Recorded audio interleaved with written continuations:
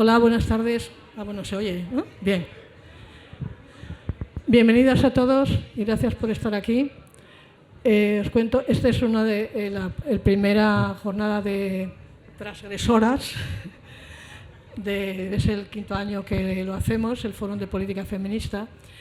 Es recordar a mujeres o recuperar a mujeres que rompieron la norma no escrita de no ser protagonistas de la historia. Y hoy específicamente queremos recuperar a mujeres que construyeron la historia, pero que no han estado tan reconocidas en ella, en la historia escrita, en la historia académica, en la historia de las mujeres de la Cuenca, las mujeres de la lucha. Anita Sirgo, que murió este año, hace unos pocos meses, fue un poco un símbolo, una representante, una portavoz de esas mujeres, pero hay muchas más. El año pasado, yo recordaba justamente el día de que estábamos aquí hace un año, había muerto Marcorina. El día que murió Anita, murió también Marujina. Hay una serie de mujeres, muchas mujeres, y tengo el gusto de tener aquí a dos de ellas. Mujeres que pertenecen a ese linaje de mujeres en las que muchas nos sentimos representadas y queremos reivindicar, representar. Aida tiene una enorme trayectoria, y muchos lo conocéis, que no voy a desgranar aquí, es decir, política, comprometida, una de las que se encerró en ese encierro famoso de la catedral cuando la Huelgona, y tiene un precioso libro de recuerdos en que recupera ese linaje de mujeres, empezando por su abuela, una mujer muy significativa en su vida, pero las mujeres del barrio, las mujeres del pueblo, las mujeres que cuidaron la vida. Y Luisina pertenece a un linaje extraordinario, aquí tiene sus descendientes que se sentirán orgullosos no solo de ella, sino también de su abuela, o sea, de su madre, de su tía, Celestina, Carmina, las marronas, como eran conocidas en el mundo de la clandestinidad, porque eran una de sus casas, era una de las casas significativas donde se escondieron algunos de los líderes clandestinos más significativos aquí, pero hay muchas mujeres. Yo quiero que hoy tanto Aida como Luisina hablen de ellas, hablen de cómo era esa vida, o sea, cómo era construir el cuidado, porque estas mujeres fueron las que tuvieron que cuidar con sus parejas, sus compañeros presos o fugados o escondidos o sufriendo en la comisaría. Ellas resistieron las huelgas, mantuvieron a la familia, unieron a sus hijos, criaron a sus hijos, mantuvieron las redes de relaciones, de amistades, de vínculos y combatieron. Es decir, trasladaban la propaganda, hacían las luchas. Fueron comités contra los esquiroles, hicieron muchas cosas, y es esa historia de que muchas de las feministas asturianas queremos reivindicar como nuestra, como propia, mujeres que construyeron la historia cuidando, recuperando el cuidado, manteniendo la vida frente a la violencia de los que la destruían. Entonces, si te parece, Aida, empiezas tú, luego Luisina, y vamos a seguir dialogando y comentando, recordándonos cómo era, cómo se hacían esas cosas, como cuando me comentaba antes Luisina, amiga, cuando tenías a tu compañero en la cárcel y tenías a tus hijos y comer y llevabas una cesta de pescado para vender, ibas a la cola donde cobraban los compañeros para que te iban ayudando, y entonces llegaba la Guardia Civil y te llevaba el dinero que te habían dado los compañeros y el pescado y el dinero que habías sacado. ¿Cómo sobrevivías? ¿Cómo te mantenías? ¿Cómo seguías teniendo fe? ¿Cómo seguías, imagino, sin poder pensar que a alguien podía resultarle cansado ir a votar y que no hacía falta? Esas mujeres somos las que queremos recuperar.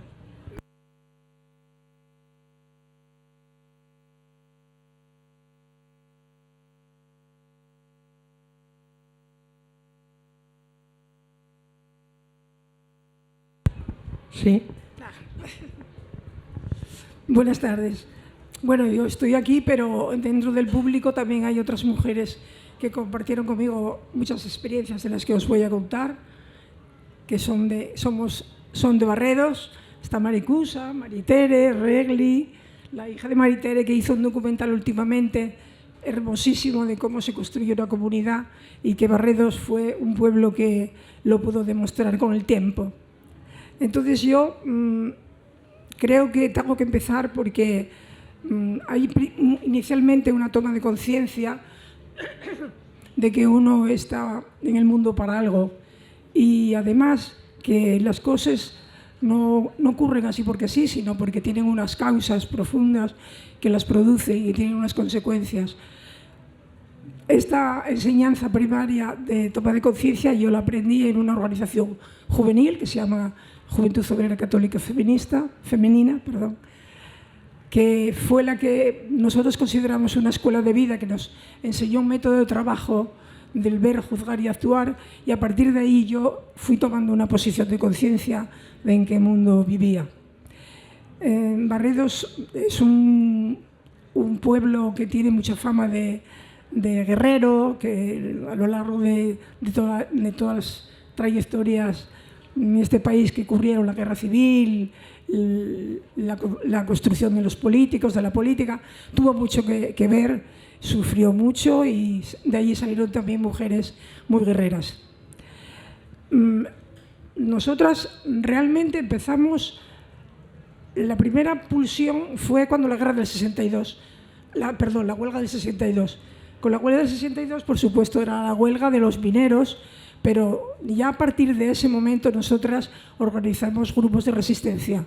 Pues, por ejemplo, en La Viana montamos un comedor para los huelguistas, porque hacía mucho tiempo ya en las familias estaba pasando mal, y nosotras, a través de Cáritas, que quiso hacerlo y nadie lo quiso hacer allí, en La Viana, y nosotras éramos un grupo de chicas de la JOC, y dijimos, pues lo hacemos nosotras. No era tanto tener una conciencia de clase en aquel momento, pero sí teníamos un sentido de la justicia y queríamos contribuir a hacer algo. Hicimos un trabajo de resistencia, creando comedores y asistiendo a las familias que no se atrevían a ir al local donde repartíamos los alimentos porque tenían miedo a las represalias, y entonces nosotros se los llevábamos a casa. En fin, este fue un acto que a mí me impulsó ya a entrar en la vía de los derechos sindicales, del sindicalismo, y creo que mi trayectoria hacia el feminismo viene a través precisamente de la lucha sindical. Pero en Barredos, además, a partir de ahí empezamos las mujeres a organizarnos con la Asociación de Vecinos. Teníamos una delegación especial. Quizá luego Maricusa y Regli y Maite podéis contar más cosas en la discusión. Y a partir de ahí desarrollamos ya una serie de actividades. Pues, por ejemplo, no había agua. Pues se organizó una manifestación de mujeres con los calderos hasta el Ayuntamiento de La Viana a reclamar el agua. A esta respondieron fundamentalmente las mujeres, porque lo que se empezó a abordar desde la asociación de familiar, que se llamaba entonces, porque todavía no había el derecho de organización. Y entonces ellas... déjame ver un poco que estoy...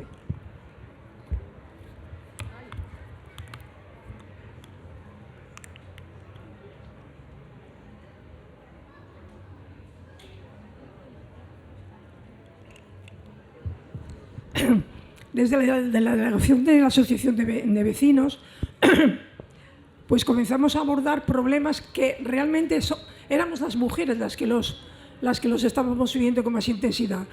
Una cosa fue lo del agua, posteriormente fue una manifestación también pidiendo médico, que no había médico en Barredos ni centro de salud.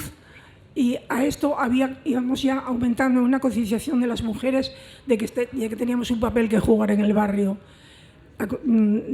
A todo esto también la situación de la barriada era oscura, no había luz, no había manera de conseguir que el ayuntamiento pagase una deuda tremenda que tenía con la empresa eléctrica y hicimos una manifestación que yo creo que fue muy importante porque fue la primera confrontación que hicimos con el ayuntamiento y que se consiguió de inmediato. Pues la manifestación salió de Barredos, yo creo que ahí sí se apuntaron muchos hombres porque la asociación de vecinos ya tenía cierta convocatoria, capacidad de convocatoria. Y fuimos hasta, no sé, la policía, la Guardia Civil, el ayuntamiento. Bajó el alcalde a hablar con nosotros que por favor nos fuésemos a Pola de la Viana, que es la capital. Barredos está un poco más abajo, para quien no la conozcáis. Y allí, como no fue capaz de convencernos, nosotros vamos hasta la Viana. En la Viana la gente, estos de Barredos, que son unos guerrilleros y que vienen aquí como la revolución, bueno, se montó una situación tremenda. Pero bueno, la policía, al final el alcalde, por evitar más problemas, marchó a gestionar con la empresa eléctrica que tenía ese panorama allí. Nosotros seguimos la manifestación hasta Pola de la Viana, 1,5 kilómetros, y delante del ayuntamiento llevábamos, el cura de la parroquia nos había dado las velas que la gente había llevado a los mártires y fuimos todos con la vela encendida hasta la plaza del ayuntamiento. Y allí estuvimos hasta que el alcalde nos dijo que estaba solucionado, que podíamos marchar, llamamos a Barredos y dijeron, sí, ya hay luz. O sea, que había sido una importante. Pero la verdad es que eso creó mucha unidad entre los vecinos de Barredos y sobre todo dio un protagonismo. Las mujeres ya salían a la calle, sabían que ellas tenían que jugar un papel y ya nos era mucho más fácil organizarnos. Y así lo empezamos a través de la creación de Mujeres por la Igualdad de Barredos, que creo que ya jugó un papel ya más organizativo de las cuestiones, y a través de ella impulsamos la creación de una guardería infantil. Que, ¿para qué quieren una guardería infantil si las mujeres van a trabajar? Bueno, pero no tienen trabajo, pero tienen tiempo propio del que no disponen, y con esto sí que se puede hacer. Maricusa igual os puede contar un poco todo el peregrinaje que hicimos a la administración, entonces no era el Principado, de la administración pública, con el tema de la guardería infantil. Pero conseguimos hacerla, no había todavía... no estaba organizada todavía lo que eran las guarderías infantiles, pero estuvo funcionando como en 4 años hasta que ya no nos permitieron continuar. De esta misma manera se creó una biblioteca pública que después continuó ya después desde la gestión municipal. En fin, la última que hicimos, que yo creo que fue muy interesante también porque tuvo una inmediata respuesta, fue la amenaza que hubo de que nos iban a cerrar los economatos. Los economatos eran muy importantes porque contribuían a aumentar la capacidad de las familias, de los alimentos más baratos y el adelanto para sacarlo. Pues hicimos un estudio, porque los querían cerrar, y lo primero que hicimos fue hablar con los sindicatos. Los sindicatos casi, bueno, un poco se rieron de nosotros, de estas cosas de mujeres, pero no se daban cuenta que ese era un tema de todos, sobre todo que iba a abordar la necesidad de las familias. Pero en ese sentido, el estudio resultó que teníamos una razón fundamental. Había cada vez menos productos, en la mitad del edificio estaba sin utilizar, y nos presentamos entonces a los sindicatos y no quisieron atendernos. Entonces mandamos una carta entonces era presidente de UNOSA, José Manuel Fernández Fegueroso, y le mandamos una carta que queríamos tener una entrevista con él. Entonces nos derivaron al jefe de Recursos Humanos, que fuimos también a hablar con él y consideró que eso era un tema de mujeres que no tenía ninguna importancia y nos mandó a cajas destempladas. Volvimos a insistir con José Manuel Fernández Fegueroso y a los 2 o 3 días de enviar la carta nos llaman y dicen: venir aquí al economato, que aquí está el presidente de UNOSA.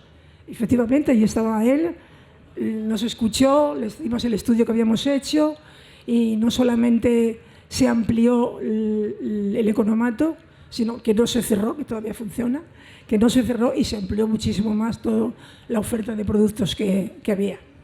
Bueno, en este sentido, como las mujeres realmente fueron tomando conciencia en Barredos de que tenían un trabajo que hacer, que tenían un papel que jugar. Entonces, los problemas de las huelgas no solamente no estuvimos ajenas. Lo que pasa es que en las huelgas nosotros éramos un poco como las colaboradoras, pero los grupos de resistencia también consistían, por ejemplo, íbamos el grupo de mujeres al Pozucarrio a la entrada para que los huelguistas no entrasen. Y bueno, en esta relación creo que podemos ir ampliando luego en el debate. ¿Crees?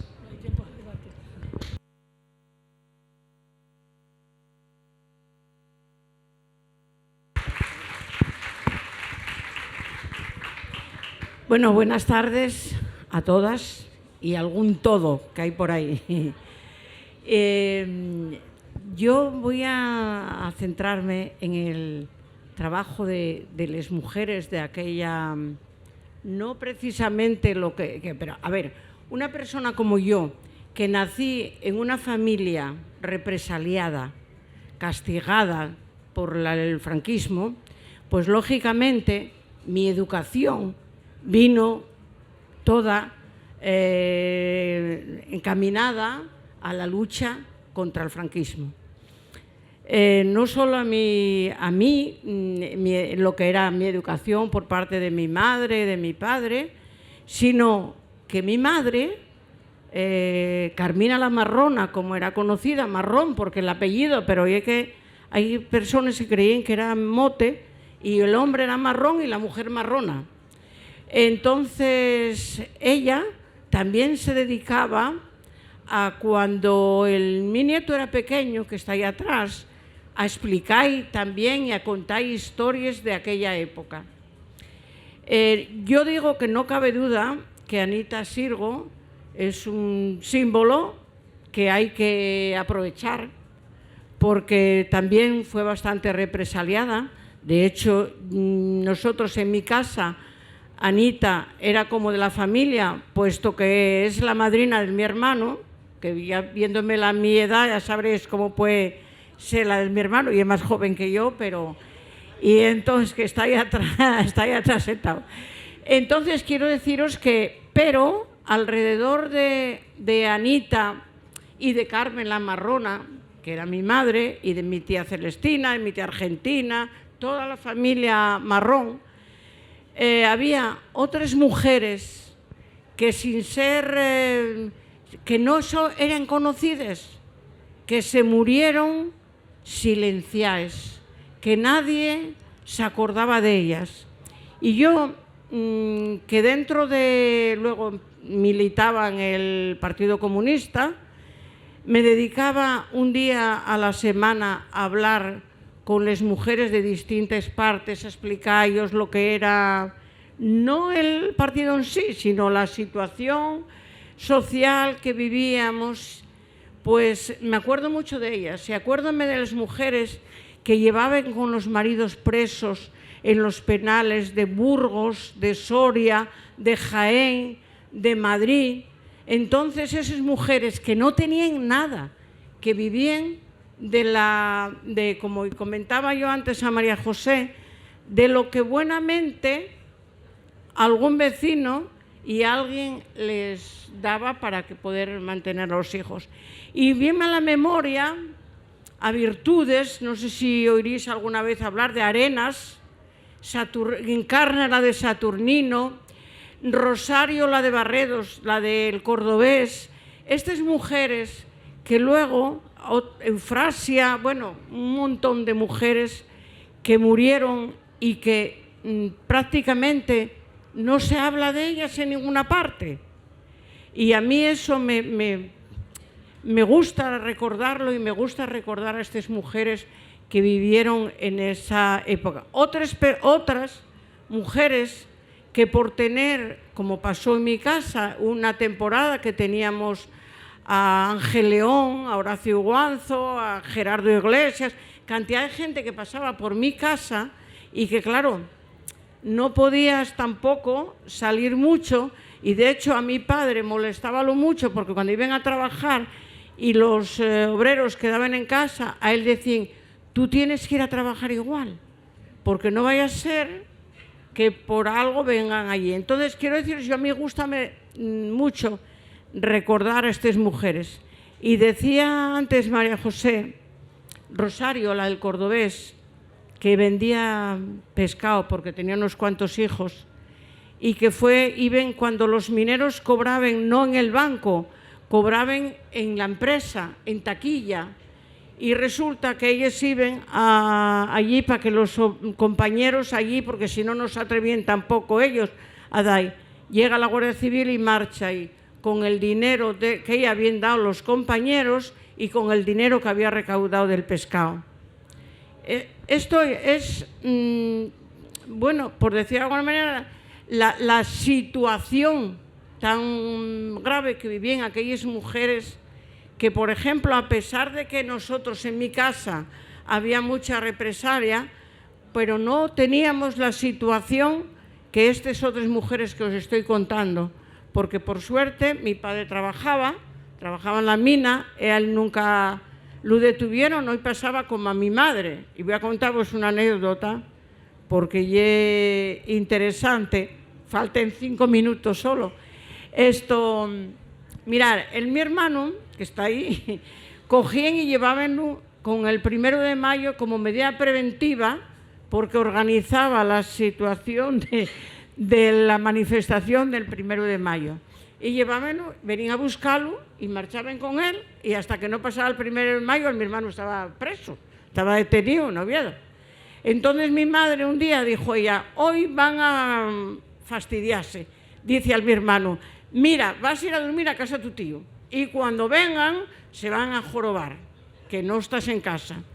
Piquen a la puerta, mi madre toda ya espera, la Guardia Civil, Carmen Marrón, sí, venga con nosotros. En vez de ir a buscarlo a él, y venga a buscarla a ella. Y pasaba, bueno, ocurría eso, los 1 de mayo y tal. Luego había otro trabajo que hacían las mujeres que, aparte, bueno, que encerramiento en la catedral en Masaida, porque mi madre se encerraba en el arzobispado y en la catedral también, porque luego ya, cuando ya las personas que no iban a dormir a casa, pues ya estaba libre para sus cosas. Pero dedicábanse también al reparto de la propaganda clandestina, a contactar con la gente que venía del extranjero. Y había otra cosa que contaba mi madre, ya para terminar.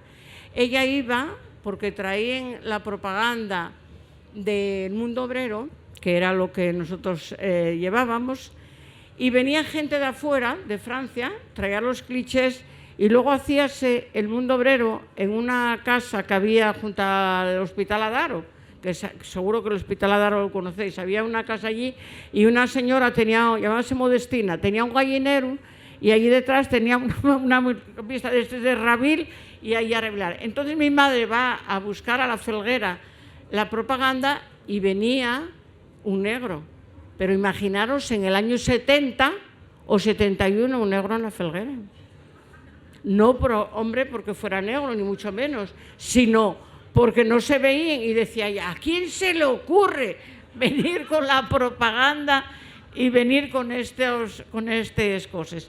Quiero deciros, la lucha fue muy dura, la lucha fue porque de la noche a la mañana llegaban y registraban en la casa. En casa de mi tía fueron un día, había una reunión, saltaron todos por un primer piso, por el balcón.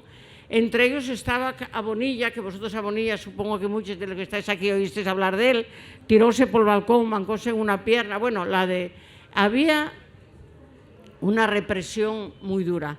Por eso, y es importante que los jóvenes sepan todas estas cosas, y que lo mismo que mi madre, y contaba al mi nieto, que ahora hizo 27 años el otro día, y contaba todas esas historias, y es interesante que nosotras, las mayores, las que lo sabemos, y os contemos a los nuestros todo lo que se pasó, todo lo que vio el franquismo, todo lo que se perdió, ahora que no podamos, que estemos en una situación de esta oposición que nos está machacando, y que la suerte que ayer nos pusimos contentes por lo de Francia, que no nos vuelva a ocurrir a nosotros. Por eso es muy interesante hacer estas cosas y recordar todas estas situaciones que vivimos.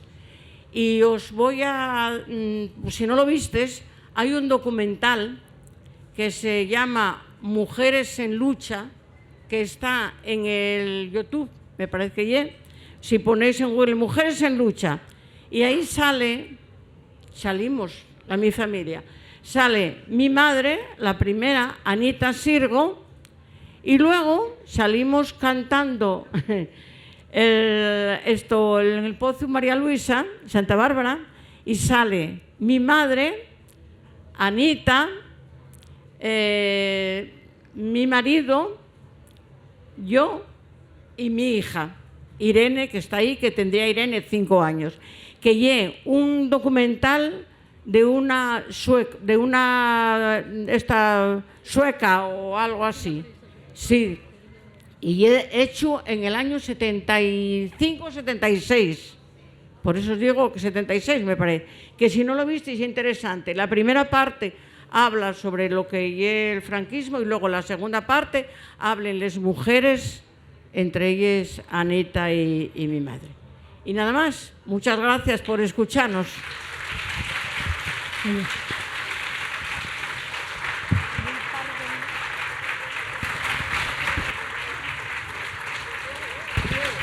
En un par de minutos que queda, un minuto rápido, habla Aida del encierro de la catedral, el famosísimo encierro de la catedral. Yo era una niña, no sé. Bueno, es que yo no entré en la cosa política que tiran las mujeres, pero bueno, yo creo que lo del encierro de la catedral ya estábamos... Sí, vale. Había una huelga muy larga, teníamos las mujeres, empezamos a tener asambleas, cada vez iban más mujeres, y decidimos, porque había muchos detenidos y presos, decidimos encerrarnos en la catedral para pedir la libertad de los presos y la ruptura de la huelga, claro. Entonces, realmente fue una cosa muy interesante, porque en principio el día que se supo fue la policía a la plaza donde estábamos reunidas y para mandarnos para casa. Allí fue ya nos decían darles en el culo con la cosa esa que tenía la policía. Pero es muy curioso porque dentro de la catedral, claro, fijaros, un centenar de mujeres, preparar comidas, escuchar a los curas que estaban en contra y que nos llamaban de todo, por una anécdota muy curiosa, sentimos un día que tocaba la gaita, dijimos, uy, ¿quién está aquí a tocar la gaita? Y resulta que era Chema, el del Mar del Medio, que estaba tocando la gaita para recoger dinero para entregárnoslo a las mujeres. Bueno, que fue una cosa muy importante esta, porque se hizo eco incluso a nivel internacional. Pues muchas gracias.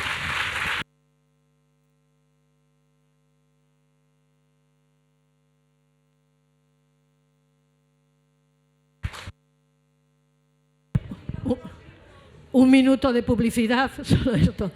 El Fórum hemos hecho este año un trabajo que era la biografía de una mujer gitana. En esta historia recuperar las mujeres que crean la vida, que cuidan la vida. Tenemos el libro ahí y os agradeceríamos que quien no lo tenga nos obsequie o nos dé una aportación y lo recoja. Gracias.